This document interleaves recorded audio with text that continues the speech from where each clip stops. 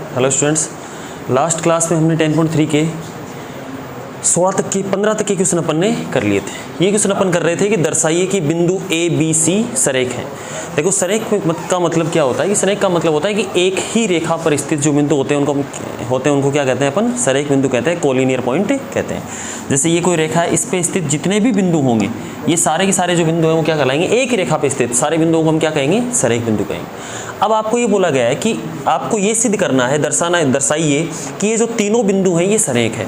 अब ये क्वेश्चन आपने जब 3D पढ़ी थी, इसके अंदर निर्देशांक ज्यामिति 10th क्लास के अंदर तब से चल रहा है शायद, ये सरेख का वहाँ भी प्रश्न था। तो देखो सरेख का मतलब क्या होता है कि जैसे एक बिंदु आपके पास A है, दूसरा बिंदु आपके पास B है और तीसरा बिंदु आपके पास C है। अगर ये एक ही रेखा पे स्थित हैं, इसका मतलब जो AB दूरी है यानी AB, उसके बाद में जो BC दूरी है, ये जो पूरी AB और जो BC है वो किसके बराबर होनी चाहिए, वो AC के बराबर होनी चाहिए। किसके बराबर होनी चाहिए, AC के बराबर। यानी जो AB लंबाई है ये A से B तक और B से C तक, ये लंबाई इन दोनों का जो योग है वो पूरी AC के बराबर होना चाहिए अगर ये सरेख है तो। अब यदि जैसे मान लो कि तीन बिंदु सरेख नहीं है, जैसे मान लो कि A यहाँ पर है और B बिंदु आपके पास यहाँ पर है और C और कहीं पर है, यहाँ पर है C।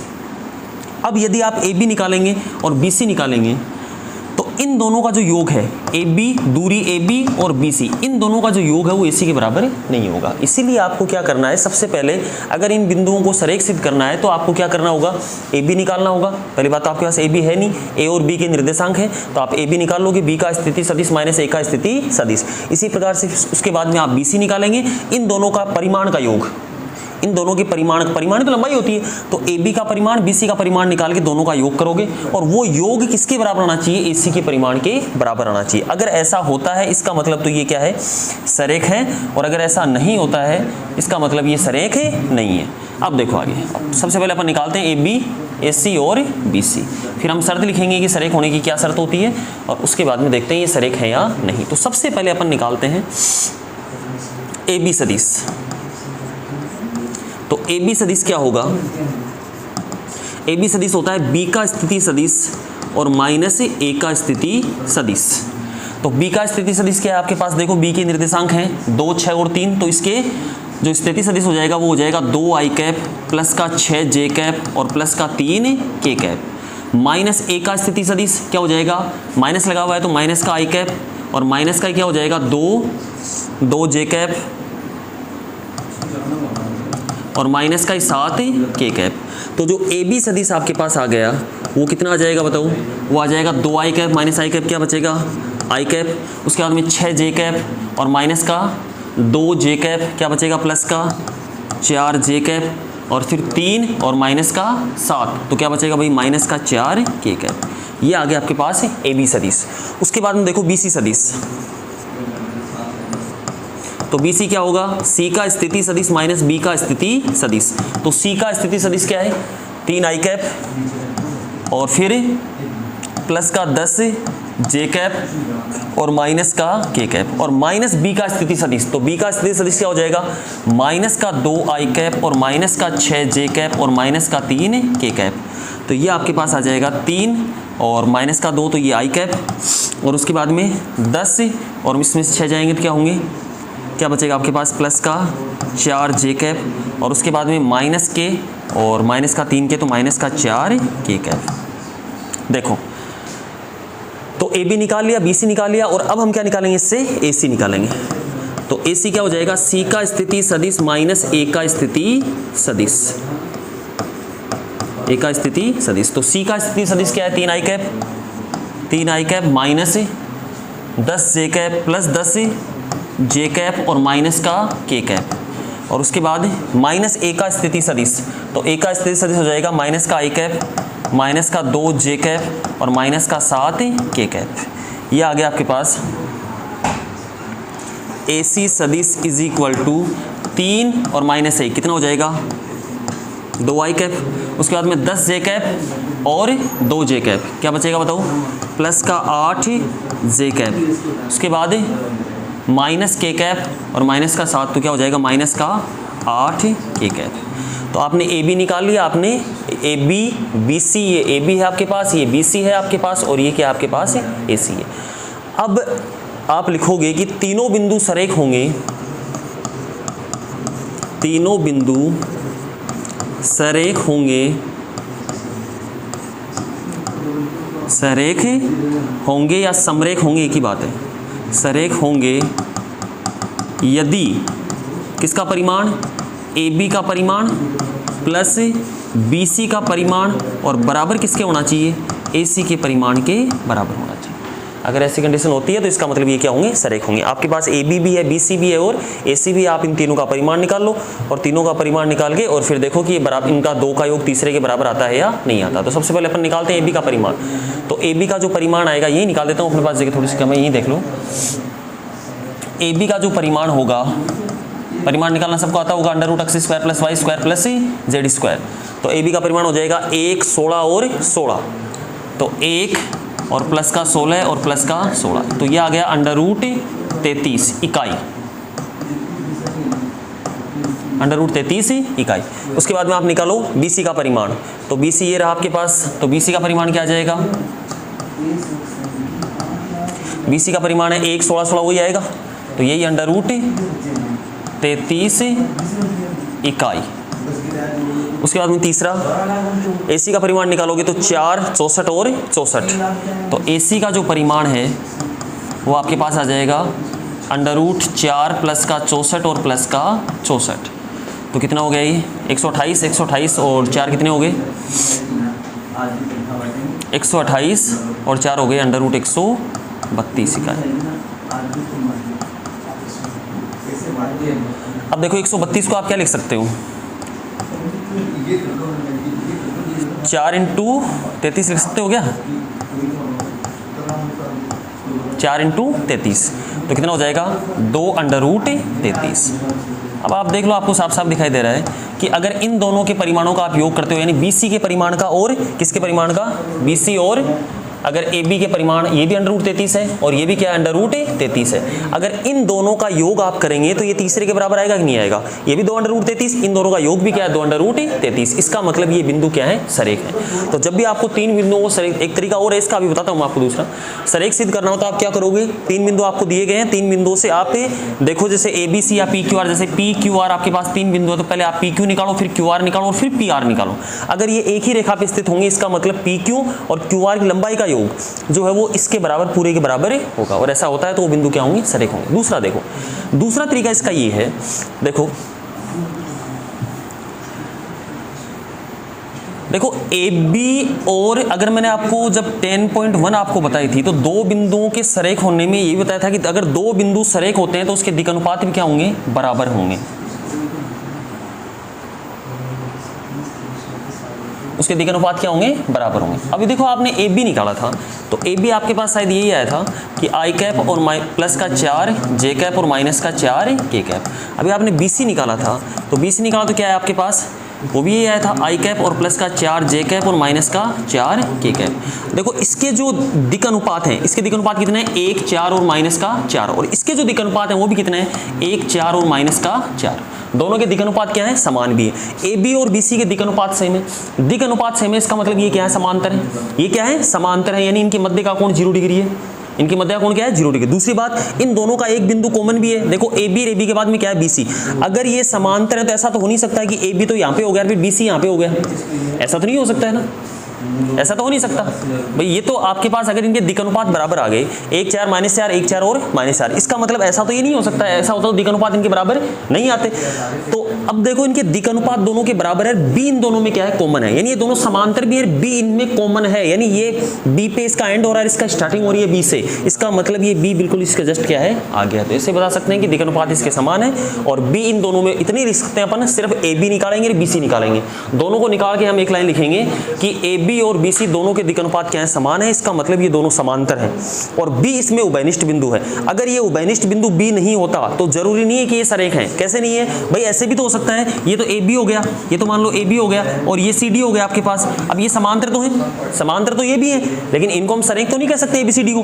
तो 4 बिंदु ABCD इनको हम सरेख नहीं कह सकते हैं, क्यों, क्योंकि समांतर तो है। तो समांतर होने से ही नहीं पता चलता है कि भाई इनके दिक् अनुपात बराबर आ गए तो हमने बोल दिया कि ये सरेख है, नहीं। दिक् अनुपात बराबर आने से हम ये कहेंगे कि ये समांतर तो है। उसके बाद में इसमें एक जो पॉइंट बी है वो इसमें उभयनिष्ठ भी है। तो उभयनिष्ठ अगर बी है तो ऐसा तो हो नहीं सकता कि बी यहाँ पे एंड हो गया फिर वापस से बी आ गया, बी तो यही रहेगा, बी तो एक ही पॉइंट है ना। तो बी इनमें कॉमन भी है। तो ये ए बी और बी सी निकाल के आप ये लिखोगे कि ए बी और बी सी के जो दिक् अनुपात है वो समान है। इसका मतलब ए बी और बी सी समांतर है तथा बी इनमें उभयनिष्ठ है। बी दोनों में क्या है? उभयनिष्ठ है। और बी अगर उभयनिष्ठ है इसका मतलब ये क्या है? ये सरेख हैं। तो दोनों में से जो तरीका आपको अच्छा लगे उससे आप कर सकते हो। उसके बाद नेक्स्ट क्वेश्चन देखो आगे। अगला क्वेश्चन है कि दर्शाइए कि 3 सदिश आपको दिए गए हैं। पहला 2i कैप माइनस जे कैप प्लस के कैप, दूसरा ये है और तीसरा ये है। ये एक समकोण त्रिभुज के शीर्ष की रचना करते हैं। ये क्वेश्चन आपके 10.1 में भी आ चुका है। तो देखो समकोण त्रिभुज के शीर्षों की रचना करते हैं। तो सबसे पहले 10.1 में हमने इसको किस प्रकार से किया था कि दर्शाइए कि सदिश एक समकोण त्रिभुज के शीर्षों की रचना करते हैं। मतलब ये भुजाओं के सदिश नहीं है, ये शीर्षों के हैं। जैसे मान लो कि ये आप एक रफ डायग्राम बनाओ आप त्रिभुज का, ये आप खुद करेंगे, थोड़ा समझा देता हूँ आपको। ये बिंदु ए है, ये बिंदु इसको बी मानो और इसको क्या मानोगे? सी। ए का जो स्थिति सदिश होगा क्या होगा? 2i कैप और माइनस का जे कैप और प्लस का के कैप। और बी का जो स्थिति सदिश है उसको आप मान लो दूसरा क्या है? i कैप और माइनस का जे कैप और माइनस का 5 के कैप। तीसरा सी का जो स्थिति सदिश होगा वो क्या होगा? 3i कैप और उसके बाद में -4 जे कैप और -4 के कैप। ये शीर्षों के स्थिति सदिश आपको दे रखे हैं। यहाँ पे आपको शीर्षों की क्या दे सकता है? निर्देशांक भी दे सकता है। बात तो एक ही हुई। अब आपको ये बताना है कि ये समकोण त्रिभुज का निर्माण करते हैं। तो हम इसको दो तरीके से कर सकते हैं। देखो, एक तो हमने 10.1 में किया था। कैसे करोगे आप? आपके तीनों शीर्षों के निर्देशांक आपको दिए गए हैं। तो आप क्या करेंगे? इसके अंदर सबसे पहले तीनों भुजाओं का स्थिति सदिश निकाल लो। ए बी सदिश, बी सी सदिश और ए सी सदिश। फिर उसका परिमाण निकालो। परिमाण का मतलब भुजाओं की लंबाई आ जाएगी। और जब तीनों भुजाओं की लंबाई आपके पास आ जाए तो लंबाई में देख लो, पाइथागोरस प्रमेय के अनुसार देख लो कि समकोण है या नहीं है। यानी आप तीनों भुजाओं की लंबाई निकालो और तीनों भुजाओं की लंबाई निकालने के बाद में इसमें लगाओ आप पाइथागोरस प्रमेय की शर्त। यानी सबसे बड़ी भुजा का वर्ग अगर अन्य दो छोटी भुजाओं के वर्गों के योग के बराबर है, इसका मतलब ये समकोण त्रिभुज है। तो एक तरीका तो इसका ये हो गया, ये अपने 10.3 के अंदर ही किया था। अब देखो दूसरा तरीका, जब हम अदिश गुणनफल हम पढ़ चुके हैं तो देखो इनके डायरेक्शन कोई भी ले लो, उससे कोई फर्क नहीं पड़ता। ये ले लो चाहे आप, इसकी ये ले लो और इसकी ये ले लिए अपन। अब देखो सदिश योग का जो हमने त्रिभुज नियम देखा था उसमें ये देखा था कि जो BC सदिश और AC सदिश बराबर क्या होगा? BC सदिश होगा, यही तो होगा। तो इन दोनों का योग इसके बराबर है क्या? पहले तो आप ये देखोगे तो बराबर आएगा। उसके बाद में ये देखो, इसका मतलब ये त्रिभुज तो बन रहा है। इसका मतलब ये त्रिभुज, या तो ऐसे देख लो कि इन दोनों का जो योग तीसरी के बराबर है या नहीं है, या फिर ऐसे देख लो कि इन तीनों का जो योग, तीनों का योग है वो एक शून्य सदिश है या नहीं है। त्रिभुज नियम था। तो पहले तो ये देख लो कि ये त्रिभुज है या नहीं। उसके बाद में अगर ये समकोण है तो कोई भी दो भुजाएं जो एक दूसरे पे क्या होंगी? लंबवत होंगी। और दो सदिशों के लंबवत होने की क्या शर्त होती है कि उनका अदिश गुणनफल किसके बराबर होता है? 0 के बराबर होता है। तो आप ऐसा करना, या तो कौन सी BA और BC ये लंबवत होंगी, या तो क्या होंगी? BA और BC लंबवत होंगी, या फिर और कुछ देख लेना आप कौन सी लंबवत है इसके अंदर। तो यहाँ पर आप क्या करोगे, और एक जब भी आप कोण निकालो तो एक चीज़ का ध्यान रखना भाई, ये लंबवत वाली सारी शर्तें ध्यान रखना कि दो कोण उन्हीं के मध्य निकलता है जिनकी डायरेक्शन क्या हो, यानी जिनका स्टार्टिंग पॉइंट एक ही हो। ये ध्यान रखना। ऐसा नहीं है कि आप जैसे एक सदिश ये दे दिया और दूसरा सदिश आप ये दे दिया, ये कोण नहीं निकलता। उनकी डायरेक्शन क्या होनी चाहिए? दोनों ही बाहर की तरफ होनी चाहिए, दोनों। ये ध्यान रखना ये चीज़। तो आप चेक करना BA और BC के मध्य का कोण, या तो मध्य का कोण चेक करना या फिर इन दोनों का अदिश गुणा निकाल के देख लेना। अगर इनका अदिश गुणा 0 के बराबर आता है, इसका मतलब ये त्रिभुज तो पहले ही था ही, और इससे ये भी सिद्ध हो जाएगा कि ये क्या है? लंबवत हैं एक दूसरे पर। इसका मतलब ये समकोण त्रिभुज है। तो जो आपको अच्छा लगे, शायद मेरे हिसाब से आप यही सही रहेगा आपके लिए। पहले आप तीनों भुजाओं के स्थिति, ये तो शीर्षों के ये शीर्षों का स्थिति सदिश है, तीनों भुजाओं को निरूपित करने वाला सदिश निकालो और उसके बाद में तीनों का परिमाण निकालो। परिमाण का मतलब तीनों भुजाओं की लंबाई आपके पास आ जाएगी, और जब लंबाई आ जाए तो आप ये देख लेना कि पाइथागोरस प्रमेय के अनुसार ये समकोण त्रिभुज है या नहीं। और लास्ट क्वेश्चन देखो इस एक्सरसाइज का है कि यदि एक शून्येतर सदिश A सदिश का परिमाण A है। शून्येतर का मतलब क्या होता है? शून्येतर का मतलब होता है जिसका परिमाण शून्य नहीं हो, और ऋणेतर का मतलब जो ऋणात्मक है नहीं, ऋणात्मक को छोड़कर। शून्येतर का मतलब शून्य को छोड़कर, इसके अलावा कुछ भी। तो एक शून्येतर सदिश A सदिश का परिमाण आपको क्या दिया गया है? स्मॉल a दिया गया है। तो आपको दिया गया है इसके अंदर की जो A का परिमाण है वो क्या है? A है। A का जो परिमाण है वो क्या है? A है। उसके बाद में लेमड़ा एक शून्येतर अदिश राशि है। A तो सदिश राशि है, और लेमड़ा क्या है कि लेमड़ा है शून्येतर अदिश राशि। शून्येतर अदिश राशि का क्या मतलब है, यानी शून्य को छोड़कर कोई अदिश राशि है। शून्येतर ऋणेतर का मतलब ऋणात्मक को छोड़कर, और शून्येतर का मतलब शून्य को छोड़कर, यानी शून्य के बराबर ये नहीं है। फिर आपको बोला गया है तो लेमड़ा ए सदिश एक मात्रक सदिश है, और आपको आगे ये दे दिया कि लेमड़ा ए सदिश जो है, जहां लेमड़ा एक अदिश राशि है, ए एक सदिश राशि है जिसका परिमाण ए है, आपको दिया गया है। लेमड़ा एक क्या है, एक मात्रक सदिश है। मात्रक सदिश का मतलब इसका परिमाण कितना है, एक है, ये आपको दिया गया है। तो फिर आपसे पूछा है कि अगर लेमड़ा ए सदिश एक मात्रक सदिश है, यदि कब होगा ये मात्रक सदिश लेमड़ा ए सदिश, यदि लेमड़ा 1 के बराबर हो, यदि उसके बाद में लेमड़ा -1 के बराबर हो, या फिर जो a है वो किसके बराबर हो, लेमड़ा के बराबर हो, या फिर a किसके बराबर हो, 1/, लेमड़ा के बराबर हो। अब देखो a का यानी आपको इसका जो परिमाण है वो किसके बराबर है, 1 के बराबर दिया गया है कि लेमड़ा a क्या है, कि मात्रक सदिश है। आपको पता है कि अगर किसी भी कोई भी सदिश है उसको k a से, जैसे k है वो एक अदिश राशि है, एक सदिश राशि है, अगर इसका हम परिमाण निकालते हैं तो k का परिमाण और इंटू a का परिमाण हम कर सकते हैं, और अदिश तो खुद ही परिमाण ही होता है, अदिश तो क्या होता है, परिमाण ही होता है, तो k इंटू a का परिमाण हम इसको लिख सकते हैं। तो ऐसे ही यहाँ पे भी आप क्या लिख सकते हो कि लेमड़ा का परिमाण अलग और a का परिमाण अलग, बराबर किसके होना चाहिए, 1 के बराबर। क्यों, क्योंकि आपको बोला गया है कि लेमड़ा a है एक मात्रक सदिश है। कब होगा ये मात्रक सदिश, तो कब होगा ये मात्रक सदिश, देखो तो इसका जो यानी इसका मान क्या होना चाहिए, 1 होना चाहिए। तो इसका परिमाण तो आप जानते ही कितना दिया गया आपको, स्मॉल a, तो लेमड़ा का परिमाण ये अदिश राशि है, लेमड़ा इंटू में a और बराबर में कितना है, 1, क्योंकि इसका परिमाण कितना है, 1 a है, और इसका लेमड़ा ये तो अदिश राशि है।